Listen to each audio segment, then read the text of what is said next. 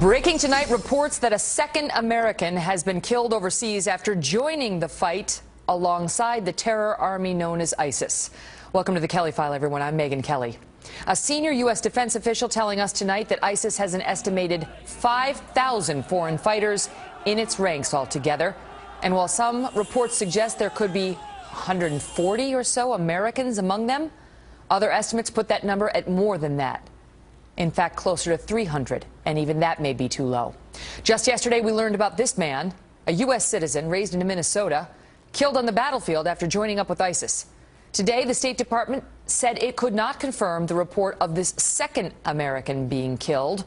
Over at the White House, the administration suggested that the issue of Americans and other Westerners joining the ranks of this terror group poses a serious risk. There are thousands of foreign fighters from more than 50 countries, or up to 50 countries, who have traveled to Syria to take up arms alongside ISIL. We are very concerned about the risk that those individuals pose to the 50 countries from which they traveled. In many cases, these are individuals that have Western passports. They have some freedom of movement in our modern transportation system, and we are working cooperatively with Interpol and other law enforcement agencies, as well as the Homeland Security agencies in countries throughout the West and in the region, to try to monitor the movements of these individuals and to mitigate the threat that they may face. Our chief intelligence correspondent, Catherine Herridge, is live for us tonight in Washington. Catherine? Well, Megyn, tonight a senior law enforcement official tells Fox News they are actively investigating reports that a second American was killed over the weekend fighting for ISIS in the same shootout that killed 33-year-old Douglas McCain, based on social media reporting and other intelligence. The story broke as the State Department briefing was underway today.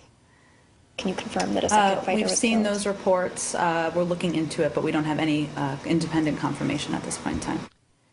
The reporting of a second dead American fighting alongside ISIS comes from the Free Syrian Army, the same group to tell reporters about McCain by posting photos of his passport and dead bodies. These images were provided to Fox News courtesy of the Middle East Media Research Institute. And based on their social media profiles, McCain was friends, went to high school with Tori Castigar, another convert to radical Islam who was killed fighting with extremists in Somalia in 2009. And earlier this year, a suicide bomber from Florida, Moner Abu Salha, destroyed his American passport by setting it on fire as part of a farewell and martyrdom video before driving a truck with 16 tons of explosives into a restaurant used by Syrian government forces. And the nation's top counterterrorism official recently told reporters he believes at least 12,000 fighters from at least 50 countries are in Syria and Iraq, and a significant number, as many as 3,000, have passports that would allow them to travel to the United States without a visa. Megyn. Those numbers are huge. Catherine, thank you. You're welcome. Think of it. Joining me now, Lieutenant Colonel Oliver North, host of War Stories and author of the book Counterfeit Lies. Colonel, good to see you tonight. And so more and more we're seeing perhaps hundreds of Americans going over to fight with ISIS. As there are reports tonight, the White House is asking, the president is, for a plan on what to do about this by the end of the week. Hopefully the lesson learned at the White House, Megyn, particularly given what Catherine just spoke of, doing nothing or taking too long to act has terrible consequences. Doing nothing to get a status of forces agreement with Maliki was the beginning of the end for Iraq. When all U.S. forces were withdrawn in December 2011, the Anbar Sunnis and the Kurds, who were our allies and our eyes and ears in Iraq, were abandoned. Maliki turned east and became a Shiite satrap for Tehran. And al-Baghdadi they exploited the vacuum. They exploited the vacuum. Exactly. They went over, they amassed their forces in Syria, they came back to Iraq, they had a systematic plan to take out the opposition, which they've executed now. They reclaimed Fallujah, they reclaimed Mosul, and now we're dealing with a caliphate, I mean with an Islamic State. And the question is, Ollie, whether we should have seen it coming, because there's a West Point report out tonight. You know, the administration's all over the board about, well, are they a threat to the homeland, and how bad are they? And the president said 8 months ago they were JV, but he says, oh, well, they've changed since then. The West Point we can trust because they don't answer to anybody politically. They have concluded this group was growing in threat for the past 4 years, and the administration knew it. ISIL had 4 years of safe havens and sophisticated recruiting, training, and planning, and building an intelligence network in Iraq from Syria. In 2013, he started his Soldiers Harvest campaign of assassinating Iraqi soldiers, government officials, and the secular Sunnis who had worked with the U.S. since 2006. What you're now seeing is he's attracting jihadis from all over the planet. And as many as 12,000 foreign jihadists are now, among them 1,500 Brits and maybe as many as 300 Americans who are fighting there, all of whom could come back here. This administration has got to act, and they've got to act quickly. They cannot take months to plan this. The options are, factually, time is not our ally. The U.S. failed to support the Kurds. Now the Iranians are doing so. We haven't acted in several instances that appears to have created a vacuum, according to the experts, which our terrorist enemies have been and continue to exploit. But the question tonight, Ali, is what can we do? Because some military analysts are saying, you know what, airstrikes over Syria is not going to be enough. We've got all these different factions out there, some of which are aligned with us, some of which aren't. Airstrikes aren't going to work because there's too many to choose from. We need boots on the ground. Is that going to happen? Airstrikes are not enough, but he needs to send a carrier battle strike group to the Mediterranean and start talking to Western leaders about a coalition, not just Albania. He's got to get Congress engaged. Stop saying what we won't do and act. And on the way, hire a CIA director who will focus on human intelligence. Take out the ISIL high-value targets, their command, control, and communications nodes, their logistics sites, their training centers. Make it harder for them to send people back from Iraq and Syria who are going to blow up car bombs here in the United States. You got to get the ISIS command where they are. Ali, good to see you. Colonel North, all the best. Megan.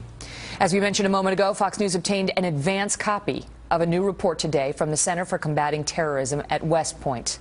While some of these administration figures have suggested ISIS burst onto the scene in just the last few months, this new report shows a long trail of warning signs, saying, quote, ISIL did not suddenly become effective in early June 2014.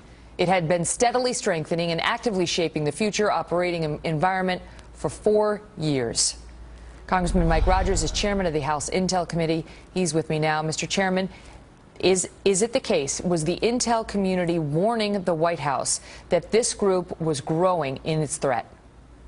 Oh, clearly, and this has been going on for years. We watched a pooling of these jihadists in eastern Syria and them establish a safe haven. And remember, when they were first operating in Syria, the ISIS group as we know it today, it was an al-Qaeda affiliate. So the other al-Qaeda group there, something called al-Nusra, was and is still associated with al-Qaeda, but they had a split. And this group took on a different name, but now was ISIS. What the administration is telling us after last week, there was a terrifying press conference held by Chuck Hagel, our defense secretary, and General Dempsey, chairman of the Joint Chiefs, saying it's an immediate threat to the homeland in virtually every way.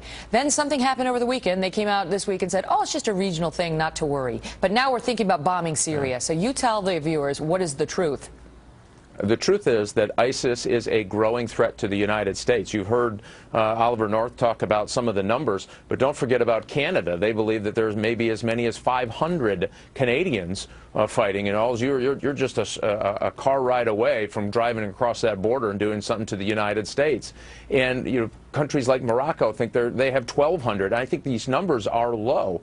Part of the problem is these folks are going with Western passports who are going for jihad. They're flying to separate countries and working their way into Syria. So we don't really know all of the individuals that are there. That's what's so alarming about this. How are we going to take care of this? Because the report out today from our own James Rosen reported that top aides to President Obama expect that President Obama's second term will end without the United States defeating ISIS. I mean, it sounds like they're declaring defeat before we've even engaged in the battle. Well, we've seen this movie before, unfortunately. When Syria was starting to go, our Arab League partners were calling the United States. They came here. They sent leaders here. They asked Congress. They asked the White House, hey, we need some help here. We don't need, the 101st Airborne Division. We need intelligence. We need logistics. We need help in command and control. We need your leadership at the table, and we think we can handle this. And the White House really turned their back on those conversations. And the longer it went, the worse it got. And so our fear here is that this notion that if we just don't do anything, everything is going to be okay is going to continue. This is as dangerous a threat matrix as I have ever seen in my time on the Intel Committee, which is about 10 years, Megan. It is serious. We need to address it. And it's not just here, it's other places as well. But the Syria and Iraq portion of this present a new and unique opportunity for some really bad people to get back into Europe, to get back to the United States in a way that we haven't seen before. That is a chilling assessment, Mr. Chairman. Thank you for being here. Yeah. Well, this terror army is still holding several American hostages, and now the mother of one of them has shared a compelling message. I ask you to please release my child. I ask you to use your authority to spare his life. That is part of her plan for saving her son. Up next, we'll look at the latest plan from Washington. And before you make any decisions about right and wrong in the police shooting of Michael Brown, Judge Alex Ferrer wants you to see this tape. And we warn you, it is disturbing. Plus, breaking news tonight involving Lois Lerner, the IRS targeting scandal, and new claims about which evidence was destroyed and which was not. We've got new news on this. Follow tonight. Stay with us.